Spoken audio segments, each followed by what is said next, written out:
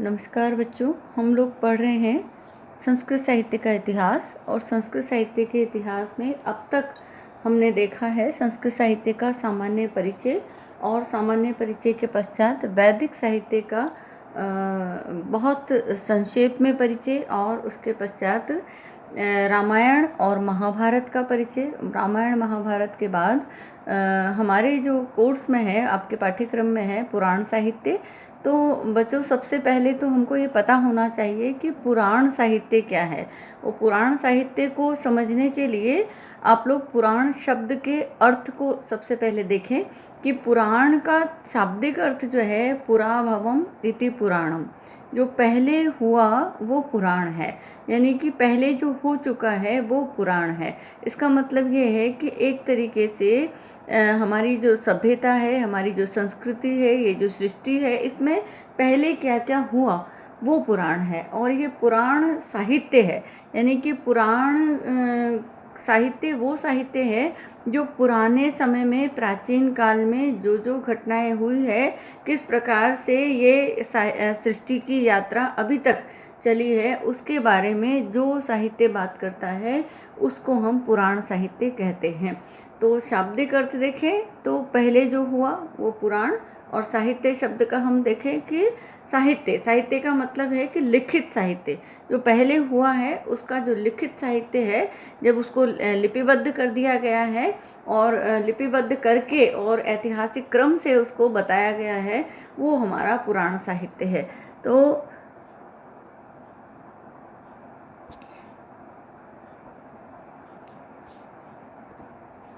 पुराण की यदि व्युत्पत्ति और लक्षण की हम बात करें कि पुराण शब्द की व्युत्पत्ति, हम जैसा कि बात कर रहे थे पुरा भवम इति पुराणम, कि पहले जो हुआ वो पुराण है। और लक्षण की जहाँ तक बात करें तो ये कहा गया है कि सर्गश्च प्रतिसर्गश्च वंशो मन्वंतराणि वंशानुकीर्तनम च एव पुराण पंचलक्षणम, कि जो सर्ग है, सर्ग अर्थात सृष्टि जो निर्माण है, और प्रतिसर्ग अर्थात जो प्रतिसृष्टि है, इसका तात्पर्य यह है कि फिर से पुनः जो सृष्टि की उत्पत्ति हो रही है वो जो है वो सब पुराण साहित्य में है। सर्ग और प्रतिसर्ग, यानी कि जो सृष्टि हुई है और फिर पुनः जो सृष्टि हुई है वो, और वंश जो वंश चले आते रहे हैं वो, और मनवंतर, यानी एक मनवंतर मतलब एक युग, एक काल जो है उसको मनवंतर कहा गया है। तो कितने मनवंतर अभी तक हो चुके हैं वो सब मनवंतरों के बारे में, यानी उस टाइम पीरियड के बारे में, उस काल के बारे में जो बताते हैं। वंशानुकीर्तनम, और वंश का अनुकीर्तन अर्थात जो है जो इतिहास जो अभी तक के रहे हैं, जो जातीय इतिहास रहे हैं, जो सांस्कृतिक इतिहास रहे हैं, जो सृष्टि के इतिहास रहे हैं, उनको कहना, ये जो है पुराण पंचलक्षणम, ये पुराणों के 5 लक्षण हैं। सर्ग, प्रतिसर्ग, वंश, मनवंतर और वंशानुकीर्तन, ये जो है पुराण के 5 लक्षण हैं। 5 लक्षण हैं, यानी कि पुराण में ये 5 विषय वस्तु हैं। पुराण में ये 5 चीज़ें होनी चाहिए। तो जो है भारतीय यदि संस्कृत साहित्य के परिप्रेक्ष्य में देखा जाए तो पुराण शब्द जो है वो इतिहास शब्द के साथ पाया जाता है। इतिहास पुराण ऐसा कहा जाता है। चाणक्य ने जो है अर्थशास्त्र में अथर्ववेद के साथ इतिहास वेद की गणना की है। और इतिहास में इतिवृत्त, पुराण, आख्यायिका, धर्मशास्त्र, अर्थशास्त्र, ये सब का उन्होंने समावेश किया है। पुराणों में बहुत सारी कथाएं हैं, बहुत सारी आख्यान हैं, बहुत सारे उपाख्यान हैं, बहुत सारी दंत कथाएं हैं, और ये सब पुराण में है। तो पुराण का लक्षण इस प्रकार से उन्होंने दिया है कि ये सब जो है वंशानुकीर्तन, एक पुराण शब्द के लिए पर्याय के रूप में भी वंशानुकीर्तन पद का प्रयोग किया जाता है। वंश का मतलब है कि एक के बाद एक जो कुल क्रम से जो सृष्टि निर्माण हुआ है उसके बारे में जो वर्णन करता है वो पुराण है। जो सृष्टि के बारे में वर्णन करता है, फिर प्रलय के बारे में वर्णन करता है, फिर से सृष्टि के बारे में बात करता है, वंश के बारे में बात करता है, मनवंतर के बारे में बात करता है, वंशों की जो गाथा है उसके बारे में बात करता है। ये वो सारा का सारा जो साहित्य है इस प्रकार की विधा वाला, इस प्रकार की शैली वाला, इस प्रकार की प्रकृति वाला या ऐसे स्वभाव वाला साहित्य जो सर्ग प्रतिसर्ग वंश मनवंतर और वंशानुकीर्तन ये जो बात करता है, ये पूरा का पूरा साहित्य जो है वो पुराण साहित्य कहलाता है। और ये जो पुराण है इनको हमारे संस्कृत साहित्य में 18 पुराणों की संख्या बताई गई है।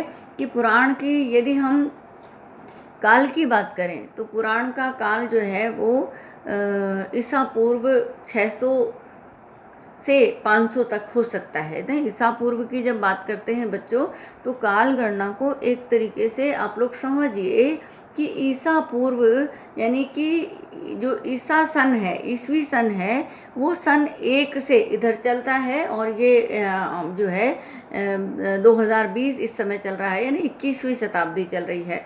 लेकिन इससे पहले सृष्टि कितनी पीछे तक थी ये हमको नहीं पता, इसलिए हम उसके लिए उल्टा चलते हैं। इसका मतलब जहाँ से ईसवी सन प्रारंभ हुआ है उससे हम पीछे की तरफ चलते हैं, यानी 1 साल पहले, 2 साल पहले, 50 साल पहले, 100 साल पहले, 200 साल पहले, क्योंकि पीछे कितना भी जाया जा सकता है, क्योंकि हमें अभी ये जिसे कहें कि अनुमान नहीं कि सृष्टि की उत्पत्ति या साहित्य का निर्माण कहाँ से प्रारंभ हुआ है। तो हम इसके लिए जो सही तरीका है वो ये है कि हम विपरीत दिशा में चलते हैं, जहाँ तक जा पाएंगे वहाँ तक हम जाएंगे।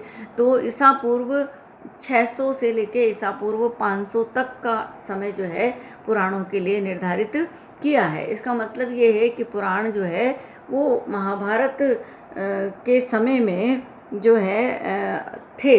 महाभारत से पहले जो है वो पुराण की संख्या मानी जा सकती है।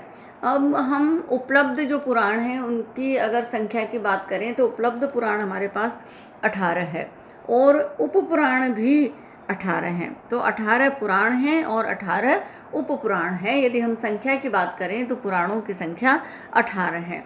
और इन 18 की पुराणों की जो संख्या है उसको ब्रह्मा विष्णु शिव ये 3 जो हैं बच्चों, बार बार हम इस प्रकार की बात करते हैं कि धर्म में जो परिकल्पनाएं हैं, वैदिक साहित्य के संदर्भ में भी हमने बात की थी कि जिनको हम देवता कहते हैं, एक्चुअली वास्तव में देवता मतलब जो डिवाइन पावर्स हैं, जो दिव्य शक्तियां हैं, जो अलौकिक शक्तियां हैं, जो रहस्यमय अद्भुत विलक्षण शक्तियां हैं, उनको देवता कहा जाता है। तो हम इस तरीके से एक परिकल्पना है कि ये डिवाइन पावर है, ये मनुष्य के भीतर अंतर्निहित या इस ब्रह्मांड में अंतर्निहित जो शक्तियां हैं उन्हीं को देव कहा गया है।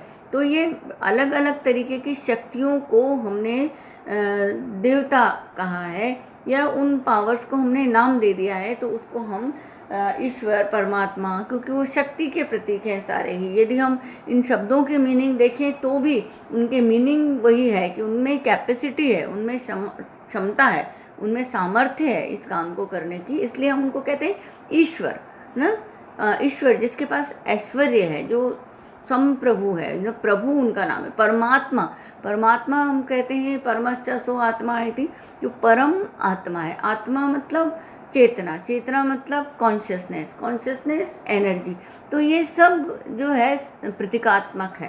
तो हम ऐसी परिकल्पना करते हैं कि सृष्टि के निर्माण के लिए एक शक्ति की आवश्यकता है, इस सृष्टि के संचालन के लिए एक शक्ति की आवश्यकता है, और इस सृष्टि के कल्याण के लिए एक शक्ति की आवश्यकता है। इस सृष्टि के पुनर्निर्माण से पहले जब ये सृष्टि का निर्माण होता है और ये शुरू में बहुत शुद्ध अवस्था में रहती है, प्योर फॉर्म में रहती है, और धीरे धीरे क्योंकि ये त्रिगुणात्मिका है सृष्टि, सत्व रजस और तमस तीनों गुण होते हैं, तो धीरे धीरे ये जो है प्रकृति जो माया से आवृत होती जाती है, और एक समय ऐसा आता है जब इसका स्वरूप ऐसा हो जाता है कि ये मानव जीवन के लिए जिसे कहें कि उपयोगी उस तरीके से नहीं रह पाती है, तब इसका प्रलय होता है। प्रलय होता है यानी पूरी सृष्टि जो है वो लीन हो जाती है और फिर इसके बाद पुनः सृष्टि प्रारंभ होती है। तो इस तरीके की भी एक पावर है जो प्रलय करती है और फिर सृष्टि का कल्याण करती है। तो हम ये जो 3 प्रकार की शक्तियाँ हैं, जो सृष्टि का निर्माण करती है, जो सृष्टि का पालन करती है, जो सृष्टि का प्रलय के साथ ही कल्याण भी करती है, इन 3 पावर्स को हमने ब्रह्मा, विष्णु और शिव के रूप में विभाजित किया है। और ये 3 तरीके के पुराण हमारे पास में संख्या में 18 है, लेकिन अगर हमको विभाजन करें हम डिवाइन पावर्स देवताओं के हिसाब से, भगवान जो हमने संकल्पना की है उसके हिसाब से, तो ये 3 वर्गों में हम विभाजित करते हैं कि ब्रह्मा, विष्णु और महेश, इन तीनों के अगर हम 6-6 करके पुराण आते हैं तो ये संख्या में कितने हैं बच्चों? 18 जो है ये पुराणों की संख्या है।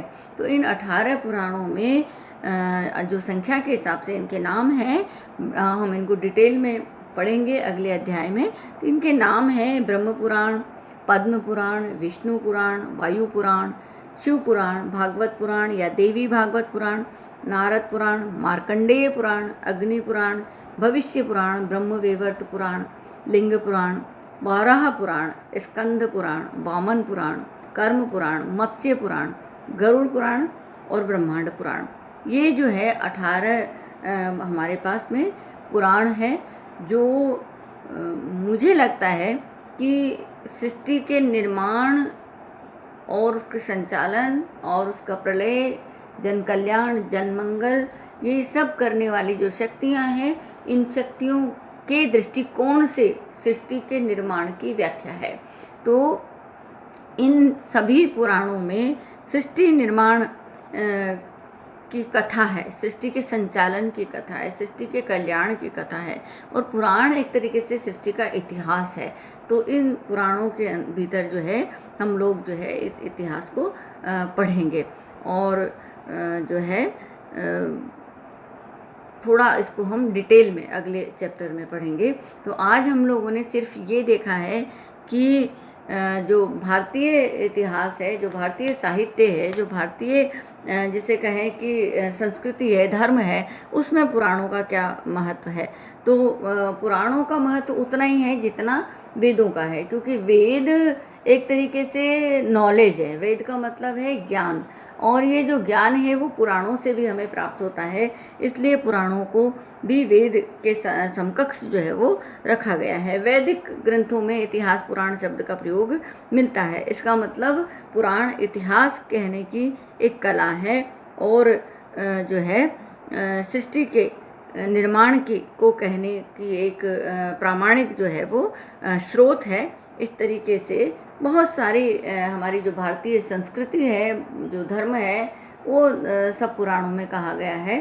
तो जो है और पुराण का हमने शाब्दिक व्युत्पत्ति देखी, पुराण का हमने जिसे कहें कि काल देखा, उनकी संख्या देखी, पुराण का लक्षण देखा, और अगला जो हमारा अध्याय होगा, अगला जो हमारा लेक्चर होगा, उसमें हम पुराणों के हर एक पुराण की विषय वस्तु पर प्रकाश डालने का प्रयास करेंगे।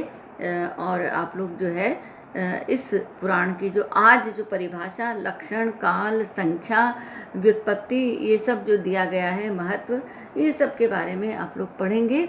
अगले चैप्टर में हम लोग जो है पुराणों के 18 ही पुराणों की विषय वस्तु को संक्षिप्त रूप से देखेंगे। इस प्रकार से आज के लिए हम इतना ही। धन्यवाद।